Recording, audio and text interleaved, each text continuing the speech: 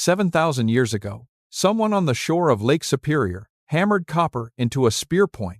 Today, their descendants are in a Michigan courtroom, using an 1842 treaty to stop a mining company. The same copper, the same ground, a live, legal case. This is not ancient history. This is a 2024 news story with a 7,000-year prologue, and most people covering it have never connected those two facts. The Old Copper Complex is one of the earliest metalworking traditions ever found on Earth. Not one of the earliest in North America. One of the earliest anywhere on the planet. Older than Stonehenge, older than the Egyptian pyramids, older than the Bronze Age in the Middle East. Why isn't this in your textbook? We will get to that. But first, understand what is at stake right now, in 2024, on this exact land. A company called Aquila Resources proposed a mine called the Back 40 along the Menominee River. The proposed pit would sit approximately 150 feet from that river, about half the length of a standard American football field. That river is not just a geographic feature on a state map. The Menominee Nation takes its name from that river. Their oral histories, their identity, their continuous presence on that land, all tied to that water. In 2023, Michigan regulators denied key permits for the Back 40 mine. The Menominee Nation called it a validation of everything they had been saying for over a decade. But Aquila Resources has not walked away. The project is not dead. As of 2024, the company is seeking new investors to push the permit process forward again. The fight is not over. It has never been over. And to understand why the Menominee Nation will not let it be over, you have to go back, not just to 1842, not just to the treaties. You have to go back to where this relationship with copper actually begins. 7,000 years. A Wisconsin farmer in the 1800s is turning soil with his plow. The blade catches something hard. He reaches down and pulls up a perfectly formed spear point. Cold-hammered copper, precise, functional, beautiful. The first archaeologist who examined objects like this assumed they must be European. The metalwork was too refined, the thinking went, to be pre-contact indigenous craftsmanship. That assumption was wrong, completely, demonstrably wrong. It took over a century of scientific work to confirm what indigenous oral histories had never forgotten. These tools were made here, by people here, before any Old World civilization touched copper at scale. The metal still cold from the lake. The hand still steady on the stone hammer. Before Egypt, before Greece, before Rome. The Old Copper Complex is the name archaeologists gave to this tradition. It covers present-day Wisconsin, Michigan, Minnesota, and Ontario, the entire western Great Lakes Basin. More than 100 archaeological sites, copper spear points, knives, fishing hooks, ceremonial objects. The Milwaukee Public Museum holds one of the largest collections in the world. The Smithsonian has confirmed the dating through radiocarbon analysis published in peer-reviewed journals. Approximately 7,000 years of continuous metalworking on this land. To anchor that number, Stonehenge is roughly 5,000 years old. The Great Pyramid at Giza is approximately 4,500 years old. Writing was invented in Mesopotamia around the same time the Old Copper Complex was beginning here. The people on the shores of Lake Superior were hammering metal before most of the ancient world learned to write, and they were not doing it in small quantities. Geological surveys of the Keweenaw Peninsula in Michigan and Isle Royale in Lake Superior tell a remarkable story. An estimated 1.5 billion pounds of native copper were extracted from these sites over thousands of years. 1.5 billion pounds. That is enough copper to build approximately 50,000 statues of liberty, not scattered pieces. Organized, large-scale, sustained extraction run by indigenous peoples across millennia. This was not casual resource use. This was industrial-scale operation before the concept of industry existed in Europe. 50,000 statues of liberty, hammered by hand. The primary copper source was native copper, pure metallic copper, sitting in surface deposits and veins near Lake Superior. No smelting required. The metal could be cold-hammered directly, and then annealed, heated, and cooled to prevent cracking. That annealing process is a sophisticated metallurgical technique. It requires understanding how heat changes the internal structure of metal. That is materials science. 7,000 years ago. On this ground, the smell of heated stone and cooling copper along a shoreline that still exists today. Smoke rising over water that the Menominee River still carries to Lake Michigan right now. The people who built this tradition did not vanish. They did not disappear into the archaeological record. Their descendants are the Anishinaabe and Menominee nations still here, still on this land, still fighting for it. The Menominee Nation has maintained continuous presence in the Great Lakes region for at least 5,000 years. That figure comes from both archaeological evidence and Menominee oral histories, which are treated as valid historical sources. 5,000 years in one place. For context, the United States of America has existed for approximately 248 years. The Menominee Nation's documented continuous presence on this land is roughly 20 times longer than the country currently governing it. 20 times longer. Now here is what connects 7,000 years of copper work to a 2024 permit battle in Michigan. It is not sentiment. It is not symbolism. It is law. Specifically, it is one document signed on October 4, 1842, at La Pointe, Wisconsin, the Treaty of La Pointe. By 1842, the United States government had a clear objective in the western Great Lakes. They wanted the copper. The same copper deposits that indigenous peoples had worked for thousands of years were now attracting industrial mining interests. The Anishinaabe, also called the Ojibwe and Chippewa, held the land. The United States wanted it. A treaty was the mechanism. What resulted from those negotiations at La Pointe was a land cession covering approximately 19 million acres. 19 million acres across present-day Wisconsin and Minnesota, roughly the combined size of South Carolina and Maryland. The United States got the land, the copper, the territory.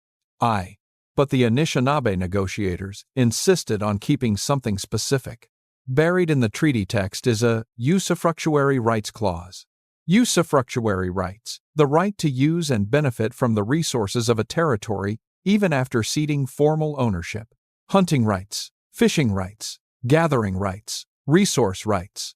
Across all 19 million ceded acres, retained. In writing, in federal law, the United States wanted the copper so badly that they agreed to this clause to close the deal. 180 years later, that clause is a loaded legal weapon. Imagine your family has farmed the same land for 7,000 years. A government entity shows up and says the land is now technically state property because of a deal signed 180 years ago. But buried in that deal is one line your great-great-grandparents insisted on keeping: the right to the resources. That one line is now the basis of active federal litigation against billion-dollar mining corporations. That is exactly what is happening right now, in real courts, with real legal filings. The clause held. But what came next after that treaty was signed, almost nobody teaches this part. For decades after 1842, the usufructuary rights clause sat largely dormant. State governments ignored it. Federal agencies minimized it. Mining companies acted as though it did not exist. The Anishinaabe nations never forgot it. Then, in 1983, everything changed. The Lac Court O'Reilly's band of Lake Superior, Chippewa, brought a case before the 7th Circuit Court of Appeals. The case is known as Lac Court O'Reilly's v. Voigt. The court ruled in the tribe's favor. Decisively, the 7th Circuit upheld Anishinaabe treaty rights across the 1837 and 1842 ceded territories. Every hunting right, fishing right, and resource right retained in those treaties legally enforceable in federal court. That ruling was not just a legal victory, it was a detonation. It triggered decades of legal battles across Wisconsin, Michigan, and Minnesota. It told mining companies, state regulators, and federal agencies something they had not wanted to hear. Those tribes from 1842, still here, still legally entitled, still able to sue you. Ride. The reaction was not graceful. In Wisconsin, the years following the Voigt decision saw intense anti-treaty backlash from non-tribal populations. Protests at boat landings, harassment of tribal members exercising fishing rights, signs reading, save a walleye, spear an Indian. This was not 1940 or 1950. This was the 1980s and early 90s. Within living memory, the Anishinaabe nations did not retreat, they organized. In 1984, 1 year after the Voight ruling, 11 Ojibwe bands established a formal intergovernmental body, the Great Lakes Indian Fish and Wildlife Commission, known as GLIFWC. GLIFWC exists to implement treaty rights, on the ground and in the courtrooms. It monitors environmental threats, files formal comments in permit proceedings, and litigates on behalf of treaty-protected resources. As of 2024, at least 27 federally recognized Ojibwe and Chippewa bands hold treaty-protected rights under the 1837 and 1842 treaties, all of them in territories that overlap substantially with old copper complex archaeological sites. The same ground, the same copper deposits, now covered by both ancient cultural claim and active federal treaty law. GLIFWC was in the room when Back 40 mine permit hearings were held, filing comments, on the record. That is not sentiment, that is a governmental body with legal standing telling regulators, this land is treaty territory. The copper has never stopped being theirs, under law. Here is the scale of what is at stake environmentally, beyond the legal question. The Back 40 mine is proposed for Menominee County, Michigan, along the Menominee River at the Wisconsin-Michigan border. The Menominee River drains into Lake Michigan. Lake Michigan connects to Lake Superior, Lake Huron, Lake Erie, and Lake Ontario. The Great Lakes hold approximately 21% of the world's surface fresh water. A contamination event in the Menominee River would not stay in the Menominee River. This is the hydrological reality that the Menominee Nation has been stating in permit hearings for over a decade. The water tastes of iron where the copper seams run close to the surface. Old miners knew this. Acid mine drainage is not hypothetical. It has happened at comparable sulfide mines across the Great Lakes Basin, and the proposed Back 40 site targets zinc and gold deposits in sulfide ore, the type most associated with drainage risk. 150 feet from the Menominee River. 150 feet. Half a football field between an open-pit sulfide mine and a river a nation is named after. 150 feet. The Menominee Nation submitted testimony during the Back 40 permit proceedings that cut to the center of this conflict. Their words, as documented in public testimony before Michigan regulators, were direct. The Menominee River is not just a geographic feature, it is who we are. You cannot separate us from this river any more than you can separate our name from it. That is not a poetic flourish for a public hearing. That is a legal and cultural position stated with precision. The word Menominee comes from the Anishinaabe word, meaning, roughly, the wild rice people of that river system. The river is embedded in their name. Their name is embedded in the river. These are not separable things. And the mining company's engineers put a number on the distance between their pit and that river. 150 feet. A number, nothing more. To understand how the legal fight actually works, you need to see the full chain of precedent. It starts with the treaty. It runs through the courts. It lands in a permit office in Lansing, Michigan. 1842. The Treaty of La Pointe is signed. Usufructuary rights are retained. 1983. The Seventh Circuit upholds those rights in Voight. 1984. GLIFWC is established to enforce them, and then the mining proposals began arriving, one after another, across ancestral copper territory. In 2003, Kennecott Minerals, a subsidiary of Rio Tinto, began exploration drilling near Crandon, Wisconsin. Crandon sits in the Wolf River watershed, Menominee Nation ancestral territory. Old copper complex archaeological sites nearby. The Menominee Indian tribe formally opposed the Crandon project on cultural and environmental grounds. They organized, they lobbied, they built coalitions with environmental groups and other tribes. The Crandon mine was ultimately abandoned in part because of sustained tribal opposition. That victory matters not just as a win, it matters as a template. It showed that treaty rights, sustained legal pressure, and coalition organizing could stop a multinational mining company. Rio Tinto, the parent company behind that Crandon subsidiary, reported annual revenue exceeding $50 billion in its most recent filings. The Menominee Nation's enrolled membership is approximately 9,000 people. 9,000 people, $50 billion, and the 9,000 people won. They won. But mining interest in this region did not stop with Crandon. Within a decade, a new proposal was already moving through regulatory channels. The geology is too rich. The global demand, too high. In 2012, a company called Aquila Resources proposed the Back 40 mine along the Menominee River. This time, the site was not in Wisconsin. It was in Menominee County, Michigan, just across the state border from Wisconsin. That jurisdictional detail matters enormously. It shifted the primary regulatory authority. Wisconsin had strengthened its mining laws partly in response to the Crandon fight. Michigan's regulatory framework was different. Aquila bet on that difference. The Menominee Tribe of Wisconsin and the Menominee Indian Tribe of Michigan both filed formal opposition. Two separate tribal governments, two separate states, one river, one fight. The permit process ground forward for years, absorbing tribal testimony, environmental impact analyses, and legal challenges. Michigan's Department of Environment, Great Lakes and Energy, known as EGLE, became the central regulatory battleground. And here is where the evidence gets harder to ignore.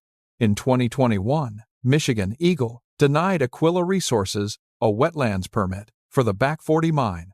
The agency concluded the project would cause significant wetland harm near the Menominee River.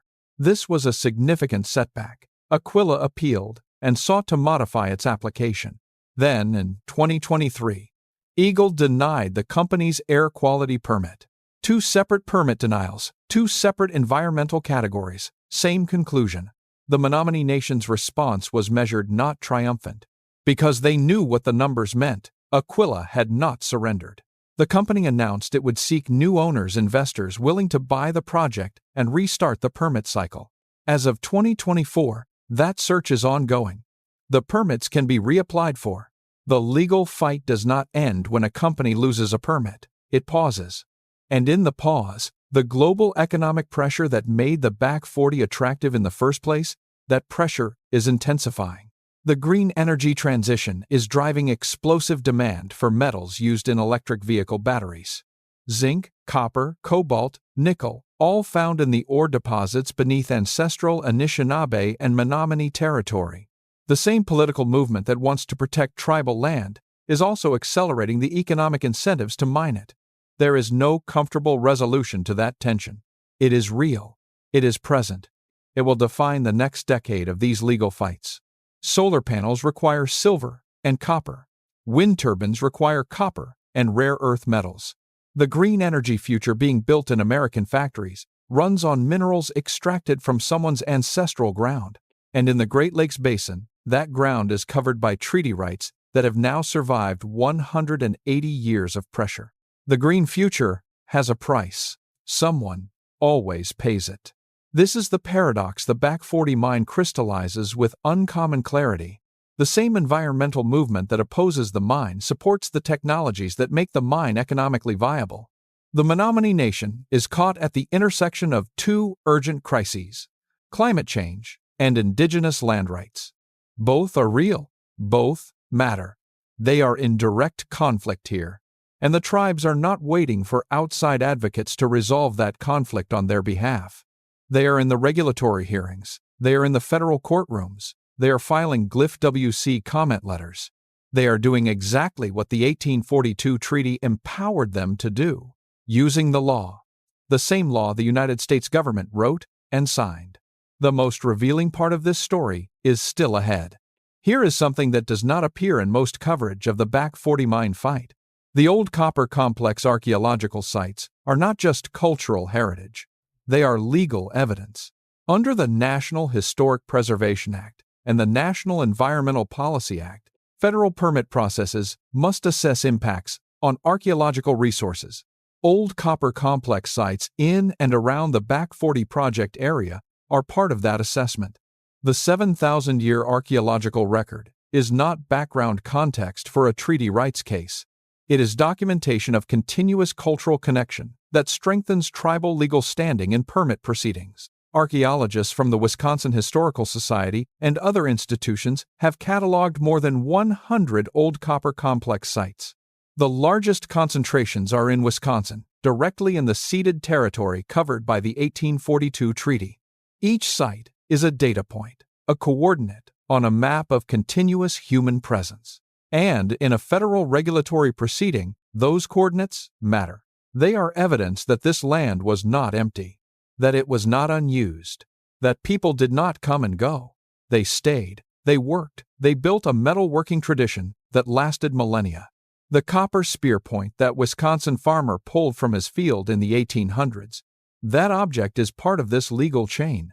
From that cold-hammered point to the glyph WC comment letter filed in a Michigan permit docket, one unbroken line. Hold a copper tool in your hand.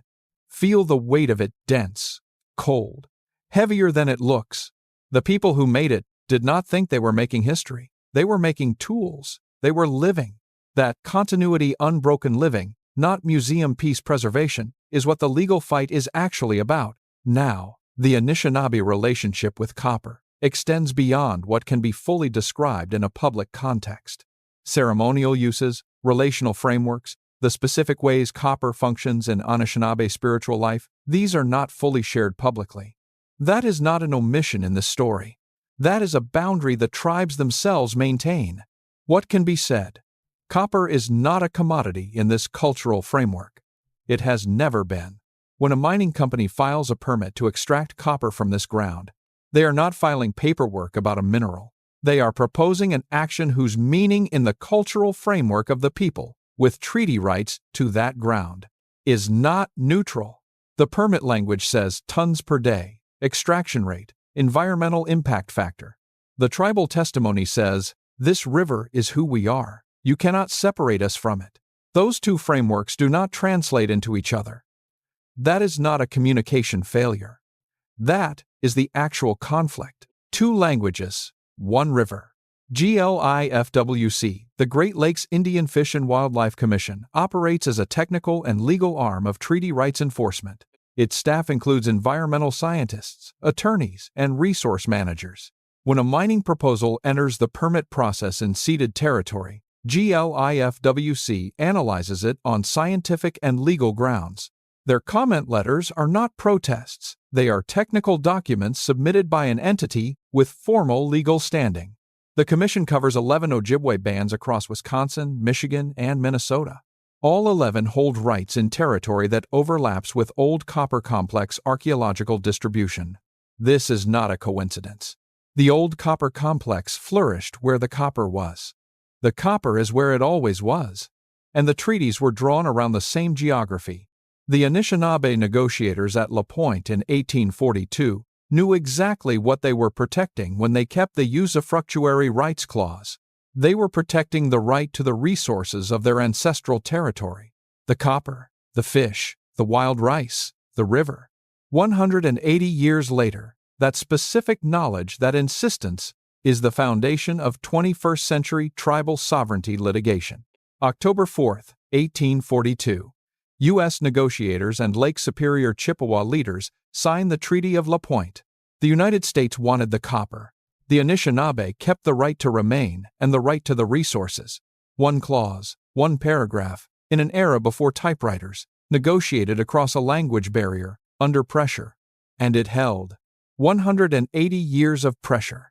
Termination policies, allotment, boarding schools, mining company lawyers. That clause held.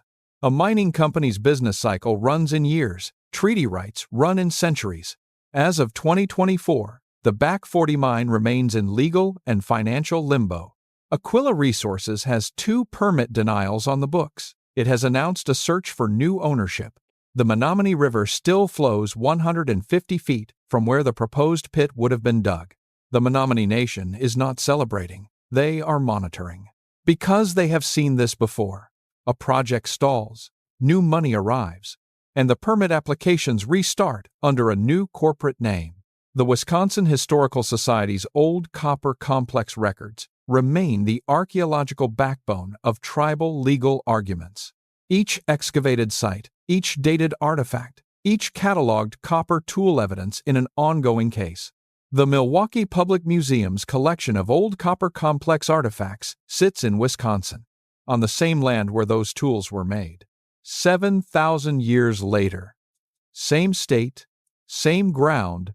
GLIFWC continues to monitor mining proposals across the ceded territories in Wisconsin, Michigan, and Minnesota. Its staff tracks every permit application, every environmental impact statement, every corporate filing that touches treaty territory. The commission that 11 Ojibwe bands built in 1984 to protect rights from 1842 is still working. Still working. Today. And the broader context is not getting simpler. It is getting more complex. The push for domestic critical mineral production has targeted the Great Lakes region explicitly.